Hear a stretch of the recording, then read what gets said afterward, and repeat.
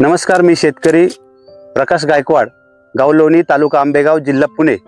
आज या ठिकाणी आपण झेंडूच्या बाग पाहण्यासाठी माझी खास करून मुंबईवरनं जय भवानी फ्लावरचे सर्वेसर्वा रवींद्र शेठ गायकवाड या ठिकाणी आज माझा झेंडूचा बाग बघण्यासाठी आलेले आहेत। त्याचबरोबर काही शेतकरी पण आलेले आहेत। भर उन्हात मी हे पीक घेतलेले, ते 43, 44, 45 टेम्परेचर असताना हे असं पीक आले। माझं खरं तर या शेतकऱ्यांनी आणि स्वतः व्यापारी म्हणून रवींद्र शेठ गायकवाड यांनी कौतुक केले की बाबा हे झेंडूचं पीक जे घेतलंय याला तुम्ही कोणती कोणती खतं वापरलीत।